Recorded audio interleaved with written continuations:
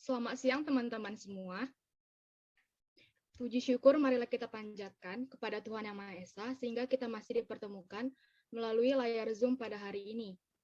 Perkenalkan, saya Resi Tiara Sihombing, selaku moderator yang akan memandu jalannya presentasi dan diskusi pada hari ini.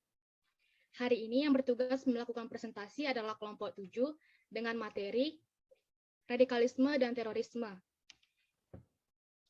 Baiklah, langsung saja. Saya persilakan kepada Bella Fangbetia untuk menyampaikan materi melalui video yang sudah direkam pada waktu yang lalu.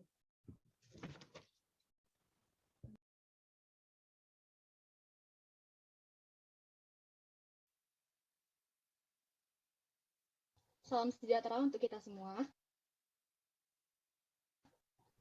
Yang terhormat, dosen pengampu mata kuliah Pendidikan Kewarganegaraan Bapak Yuliantoro, izinkan kami mempresentasikan hasil presentasi daripada kelompok 7 dengan judul Permasalahan Kehidupan Berbangsa dan Bernegara, Radikalisme dan Terorisme.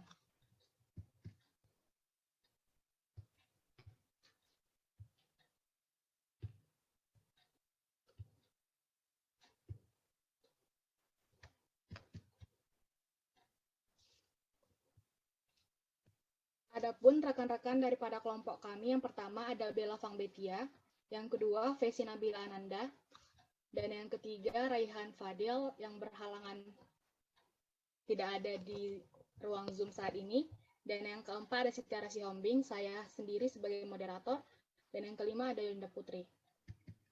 Baik, inilah pendahuluan daripada materi kami, di mana Negara Kesatuan Republik Indonesia telah memiliki sejarah yang sangat kelam, yaitu dipecah dan diadu domba oleh bangsa lain di masa lampau yang menyebabkan negeri ini telah terjajah berabad-abad. Walaupun saat ini bangsa Indonesia bebas dari penjajahan bangsa lain, tetapi ancaman yang saat ini dihadapi bangsa kita yaitu dipecah dan dicerai-beraikan oleh pihak yang tidak lain adalah masyarakat bangsa Indonesia sendiri. Munculnya gerakan radikalisme dan paham terorisme telah menyebabkan banyak masyarakat Indonesia, terutama kalangan muda yang terjerumus akan hal-hal menyimpang ini. Kita masuk pada materi pertama yang akan dijelaskan dan dipaparkan oleh Vesy Nabila. Kepada Vesy Nabila, kami persilahkan. Terima kasih kepada moderator. Saya akan menjelaskan tentang pengertian radikalisme dan terorisme.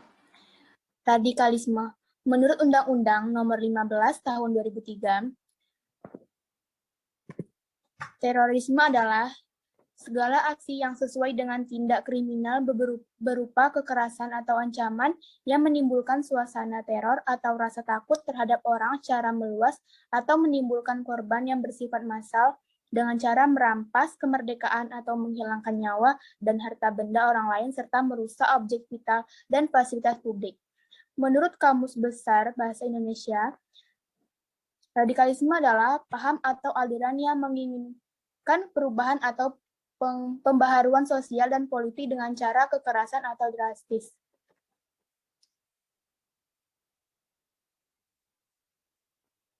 Next slide.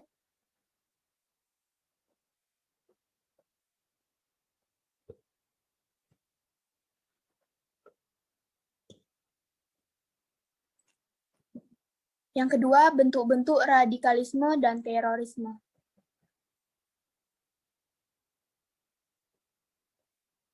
Bentuk-bentuk radikalisme yang pertama, radikal secara keyakinan. Kerjaannya mengkafirkan orang lain, semua dituduh dan dianggap masuk neraka kecuali kelompok radikal. Yang kedua, radikal secara tindakan. Menghalalkan segala cara untuk melakukan pembunuhan atas nama agama. Yang ketiga, radikal bentuk politik. Ingin mengganti ideologi negara yang sah yaitu Pancasila dengan ideologi mereka. Bentuk-bentuk terorisme berdasarkan cara yang digunakan yaitu teror fisik, menimbulkan ketakutan, kegelisahan melalui sasaran fisik jasmani dalam bentuk pembunuhan, penganiayaan, pemerkosaan, penyanderaan, dan penyiksaan. Teror mental menimbulkan ketakutan dan kegelisahan tanpa harus menyakiti jasmani korban atau psikolog korban sebagai sasaran, yang dapat menimbulkan tekanan batin yang luar biasa akibat bisa gila, bunuh diri, dan putus asa. Berdasarkan skala sasaran, teror nasional ditunjuk pada pihak-pihak yang ada di suatu wilayah dan kekuasaan negara. Dapat berupa pemberontakan bersenjata, pengacauan stabilitas nasional, gangguan keamanan nasional. Teror internasional ditujukan pada bangsa atau negara di luar kawasan negara yang dialami oleh teroris, dapat berupa penjajahan, invasi, intervensi, agresi, perang terbuka, sabotase, dan lain-lain. Selanjutnya akan dilanjutin oleh Resi.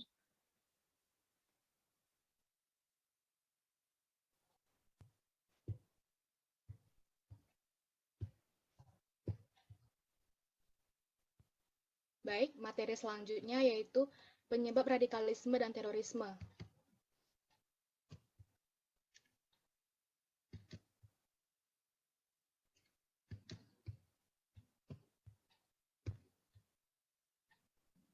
Yang pertama itu adalah opini. Maraknya pemikiran radikalisme hingga tindak perilaku terorisme, dewasa ini tak dapat diduga maupun juga disangka. Aksi demi aksi melawan hukum dalam melancarkan serangan. Seringkali pelaku tidak memiliki pengetahuan yang memadai untuk mencari jalan alternatif penyelesaian suatu masalah selain bertindak radikal, sehingga pelaku melakukan aksi radikalismenya tersebut tanpa memikirkan seberapa besar dampak yang ditimbulkan oleh tindakannya. Yang kedua itu karena sosial politik. Memiliki pemimpin yang adil adalah impian semua warga masyarakat. Tapi, jika pemimpin itu menggunakan politik yang hanya berpihak pada kekuatan asing, bahkan politik pembodohan rakyat, maka timbul kelompok masyarakat yang menamakan dirinya sebagai penegak keadilan, yang mana kelompok-kelompok tersebut dapat saling menghancurkan satu sama lain. Dan yang penyebab ketiga yaitu pendidikan. Radikalisme dapat terjadi melalui pendidikan yang salah, terutama pendidikan agama yang sangat sensitif.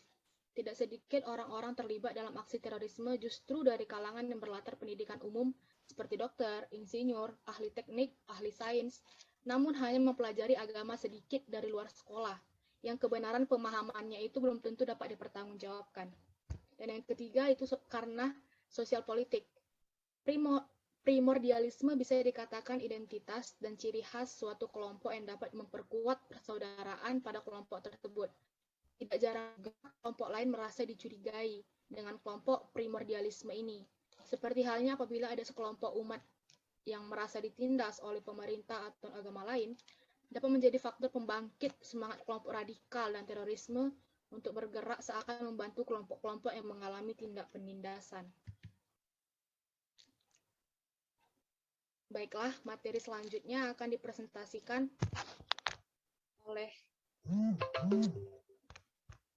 rekan kami Bella Fangbetia. Pada Bella akan persilahkan. Baiklah, sekarang kita akan membahas mengenai bahaya yang timbul di masyarakat akibat radikalisme dan terorisme.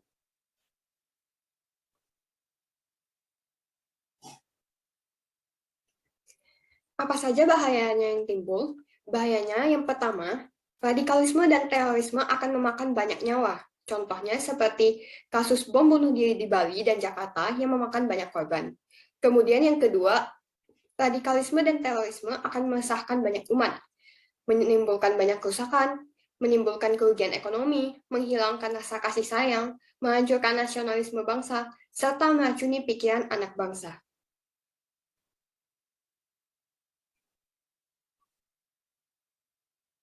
Kemudian selanjutnya, cara mencegah radikalisme dan terorisme. Apa saja cara mencegahnya? Cara mencegahnya yang pertama, kita harus memperkenalkan ilmu pengetahuan dengan baik dan benar. Ilmu pengetahuan ini ditanamkan khususnya kepada generasi muda bangsa Indonesia. Setelah memperkenalkan ilmu pengetahuan, kita selanjutnya menanamkan ilmu pengetahuan ini agar pemahaman ini dapat ditancap oleh generasi muda bangsa Indonesia dan mereka tidak mudah goyah dan terpengaruh dengan pemahaman asing. Kemudian cara yang ketiga, kita juga bisa meminimalisir kesenjangan sosial, di mana di sini pemerintah harus mampu merangkul pihak media menjadi perantaranya dengan rakyat, sekaligus melakukan aksi nyata secara langsung kepada rakyat. Baiklah, sekian dari saya. Materi selanjutnya akan dipresentasikan oleh Yolinda. Kepada Yolinda, dipersilahkan.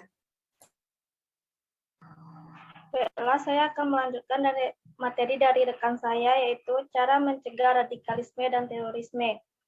Yang keempat, menjaga persatuan dan kesatuan. Salah satu yang bisa dilakukan ialah memahami dan menjalankan nilai-nilai yang terkandung dalam Pancasila, sebagaimana semboyan tertera di sana Bhinneka Tunggal Ika. 5. Mendukung aksi perdamaian. Memberikan dukungan terhadap aksi perdamaian baik oleh negara, organisasi, ormas maupun perorangan. 6. Berperan aktif dalam melaporkan radikalisme dan terorisme. Apabila muncul pemahaman baru tentang keagamaan di masyarakat yang menimbulkan keresahan, maka hal yang bisa dilakukan ialah melaporkan atau berkonsultasi kepada tokoh agama dan tokoh masyarakat. Ketujuh, meningkatkan pemahaman akan hidup kebersamaan.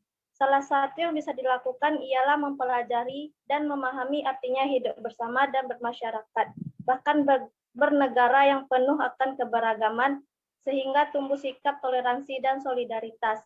8. Menyaring informasi yang didapatkan. Kita harus bisa menyaring informasi yang didapatkan sehingga tidak sembarangan membenarkan, menyalahkan, dan terpengaruh untuk langsung mengikuti informasi tersebut. 9. Ikut aktif mensosialisasikan radikalisme dan terorisme. Mensosialisasikan tentang apa itu sebenarnya radikalisme dan terorisme, sehingga nantinya akan banyak orang mengerti tentang arti sebenarnya, di mana kedua hal tersebut sangatlah berbahaya bagi kehidupan bersama.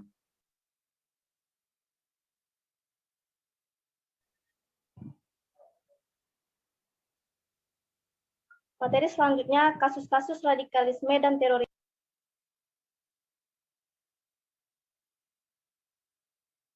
di Indonesia. Mulai dari konflik komunis di Ambon dan Poso 1999 sampai 2000, bom Natal di 10 kota besar tahun 2000, bom Bali 1 tahun 2002, bom JW Marriott 1 tahun 2003, bom Kedubes Australia tahun 2004, bom Bali 2 2005, bom Marriott 2 dan Regent Carlton tahun 2009. Periode tahun 2010 dan 2011, 1. Pelatihan para militer di Aceh, pembunuhan polusi di Purwokerto, Kebumen. 3. Perampokan CIMB Medan. 4. Penyerangan Polsek Hamparan Perak Medan. 5. Teror bom di Klaten Solo. Bom buku di Jakarta, bom di Masjid Polresta Cirebon, penyerangan polisi di Palu, bom di Gereja Solo. Periode tahun 2012. Maret 2012 rencana teror di Bali. Mei Juni hacker MLM online miliaran rupiah. Agustus 2012 aksi teror Solo, penembakan granat pelaku Farhan, CS dan Badari. Pada tahun 2013, Januari 2013 penangkapan kelompok Makassar dan Bima. Maret 2013 sampai Mei 2013 penangkapan kelompok teroris di Jakarta, Jawa Barat, Jawa Tengah, perampokan toko emas, perampokan bank, upaya pembakaran glodok, upaya penyerangan kedutaan Myanmar. Sekian materi yang dapat saya sampaikan, saya kembalikan kepada moderator.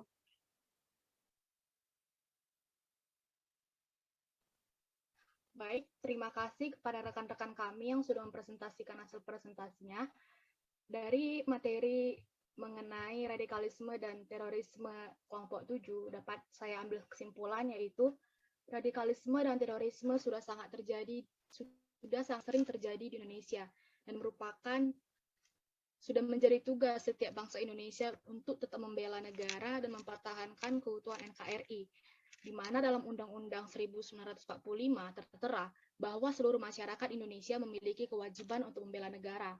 Kapanpun datang ancaman dan paham radikalisme serta terorisme ini sudah menjadi tugas segenap bangsa Indonesia untuk tetap menjaga tumpah darah Indonesia.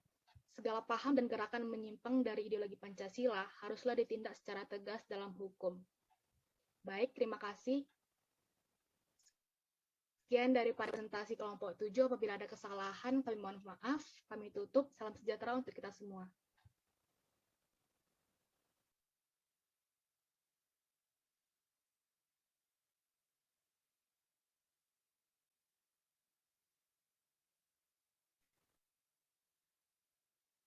Baiklah teman-teman, selanjutnya kita masuk ke sesi tanya jawab.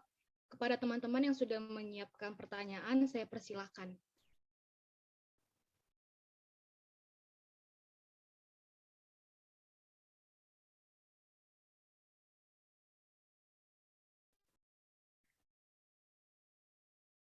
Kepada Putri Dwi Kartini, saya persilahkan. Baik, terima kasih.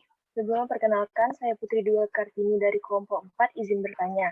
Menurut kelompok penyaji, tindakan atau sikap seperti apa yang harus kita ambil ketika memiliki pemimpin atau pejabat yang radikal? Terima kasih.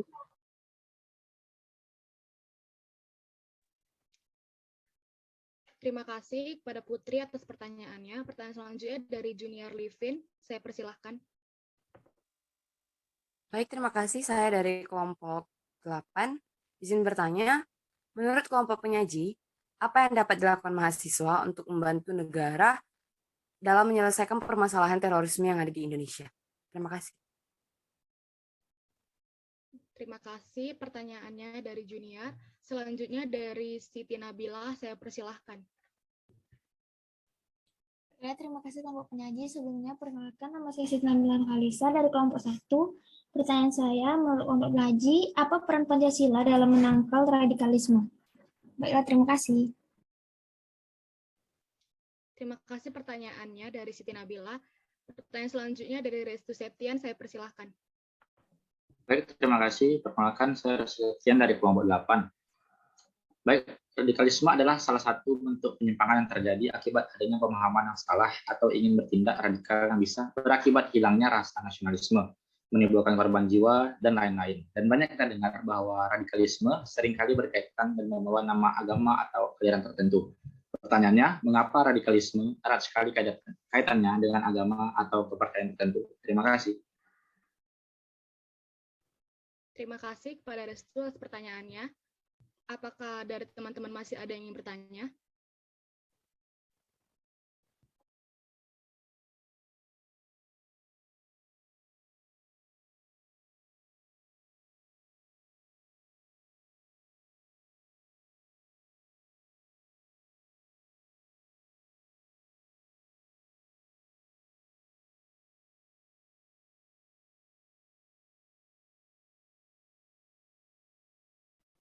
Baiklah teman-teman, kami izin meminta waktu pada teman-teman untuk dapat mencari jawaban.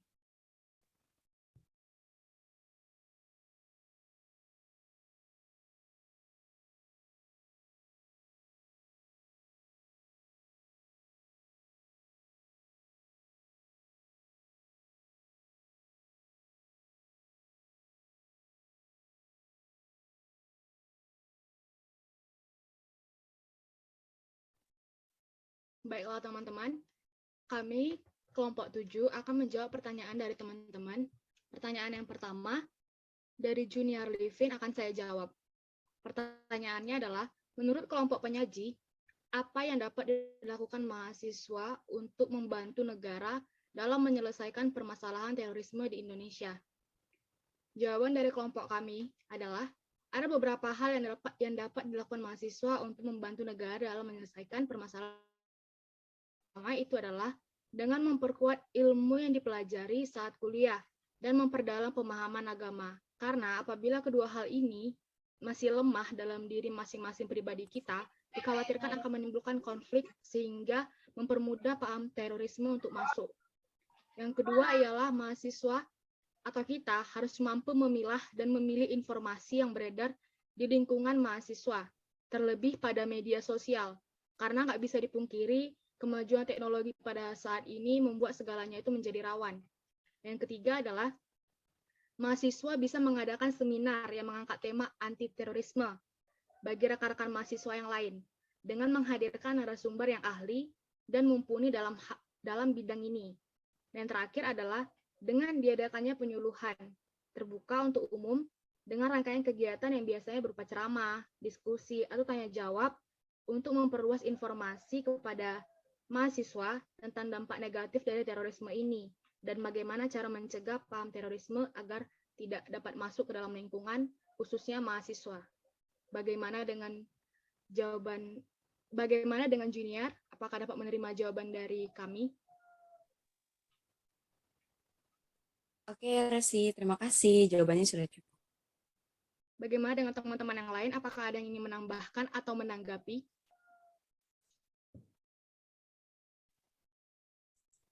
Saya izin menambahkan, moderator. Baik, kepada Bella, persilahkan. Baik, saya Bella Fangbitia izin menambahkan jawaban IC tentang pertanyaan dari Junior Livin. Sebelumnya saya akui saya sangat setuju dengan pendapat dari IC.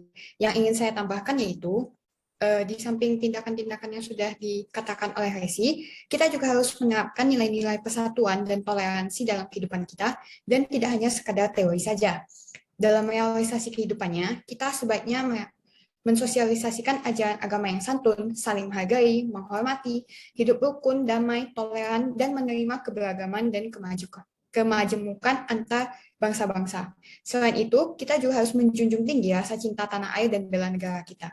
Jika hal ini dilakukan dengan baik, maka tindakan-tindakan ini nantinya dapat mempengaruhi orang-orang di sekitar kita, di mana jika dilakukan dalam skala yang besar, maka tindakan kecil kita ini berpotensi mencegah bibit-bibit baru terorisme yang mungkin tanpa kita sadari dapat tumbuh di lingkungan kita. Sekian dari saya kembalikan kepada moderator. Terima kasih kepada rekan kami Bella yang sudah menambahkan jawaban dari saya. Kepada teman-teman yang lain, apakah ada yang masih ingin menambahkan atau menanggapi?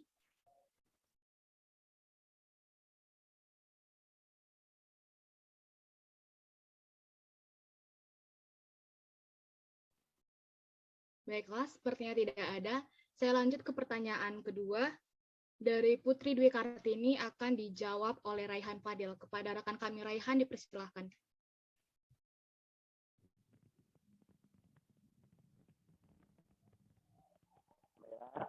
Saya akan menjawab pertanyaan dari Putri Dwi Kartini.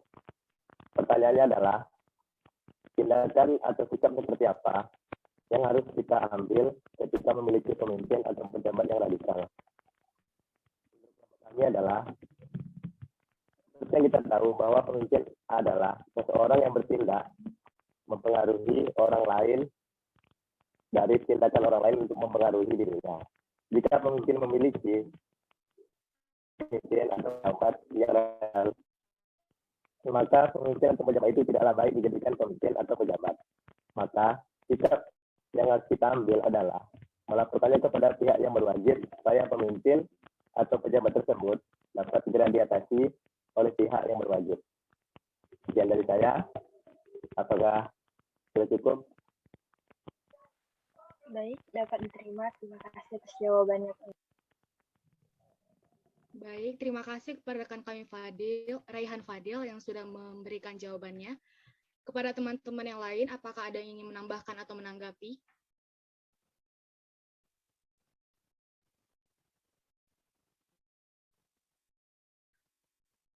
Saya ulangi pertanyaan dari Putri Dwi Kartini. Tindakan atau sikap seperti apa yang harus kita ambil ketika memiliki pemimpin atau pejabat yang radikal? Apakah teman-teman ada yang ingin menambahkan atau menanggapi?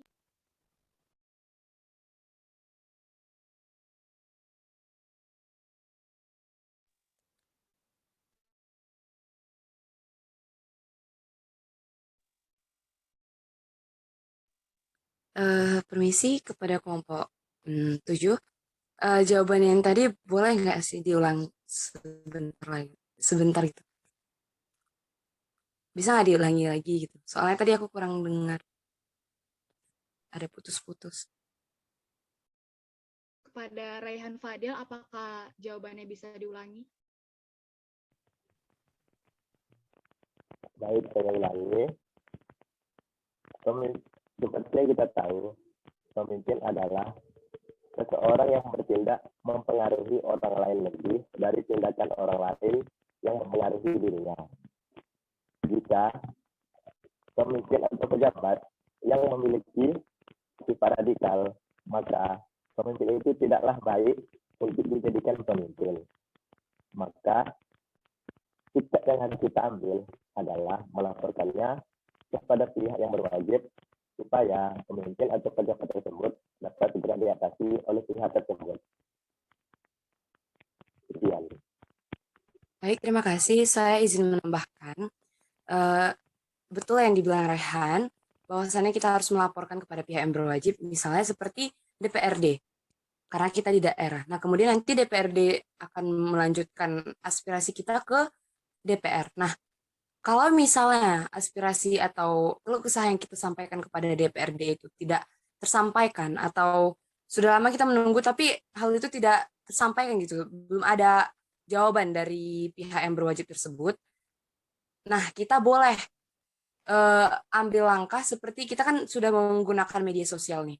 Kita tahu pengaruh besar dari media sosial kan. Nah, kita bisa share dari media sosial aspirasi kita.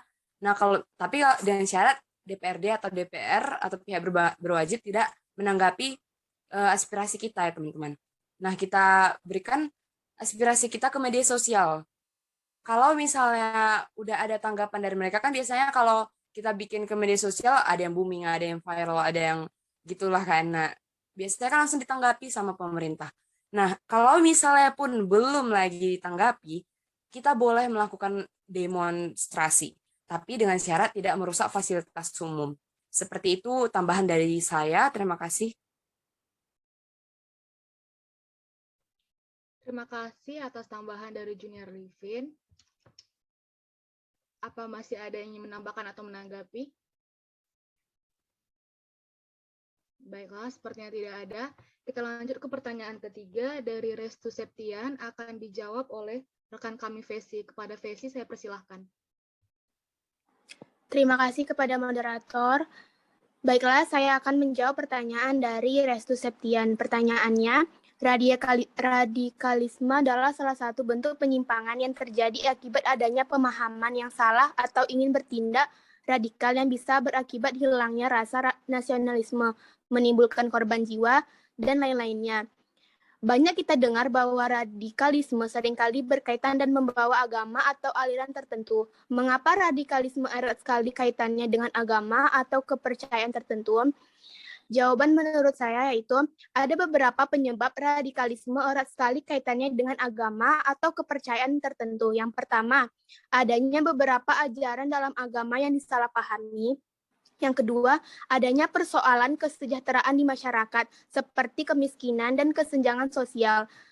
Banyak fakta di lapangan menyuguhkan kenyataan bahwa kemiskinan dan kesenjangan sosial mampu membuat seseorang melakukan apapun yang menguntungkannya, walaupun itu jelas terlarang seperti radikalisme. Yang ketiga, adanya ideologi negara agama. Pada tahap tertentu, ideologi negara agama turut menyuburkan paham terorisme, karena sebagaimana diakui para teroris, mereka menjalankan semua aksinya dengan tujuan mendirikan negara agama. Bagi mereka, pemerintah yang ada di saat ini termasuk Indonesia mengikuti sistem kafir. Yang terakhir, adanya paham salafisme, yaitu ideologi negara agama terus bertahan karena mengendapkan di balik kecenderungan salafisme di kalangan pemeluk agama. Salafisme yaitu kecenderungan yang membayangkan masa lalu sepenuhnya suci, ideal, sempurna, tanpa kekurangan apapun. Pada era suci inilah negara agama diyakini pernah ada dan berdiri tegak dengan nilai-nilai luhur yang dipraktikkan paripurna. Bagaimana Restu, apakah jawabannya dapat diterima? Baik, jawabannya sudah cukup lengkap, mungkin saya bisa terima ya. Baik, terima kasih atas jawabannya. Terima kasih kepada rekan kami Vesi yang sudah menjawab pertanyaan dari Restu. Kepada teman-teman yang lain, apakah ada yang ingin menambahkan atau menanggapi?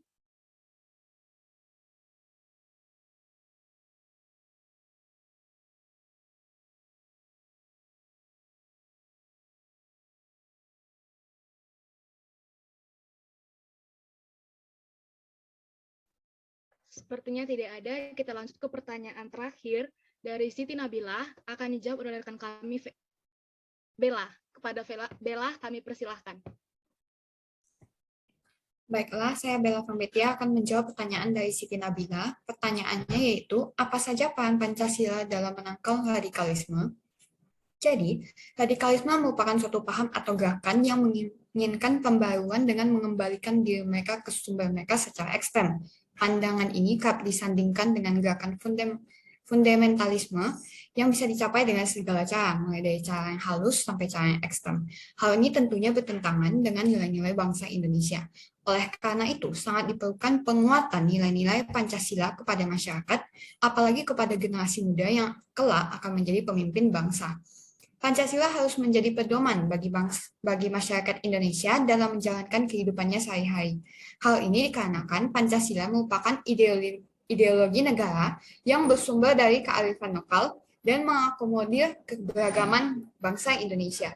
Setiap sila Pancasila menyiratkan nilai-nilai yang penting yang bersumber dari nilai luhur masyarakat Indonesia.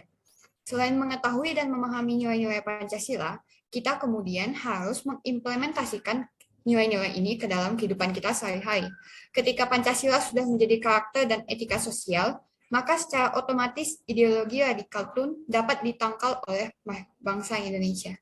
Sekian dari saya, apakah jawabannya dapat diterima? Baik, terima kasih Bella.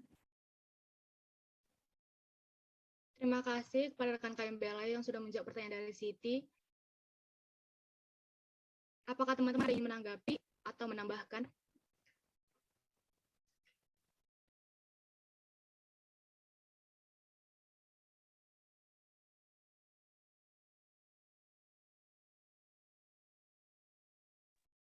Baiklah teman-teman, sepertinya tidak ada.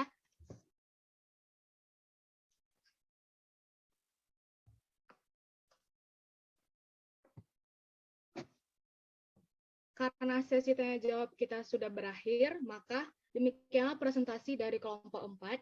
Saya selaku moderator meminta maaf atas segala kekurangan, dan terima kasih juga kepada teman-teman atas partisipasinya. Saya tutup presentasi hari ini. Selamat sore semuanya.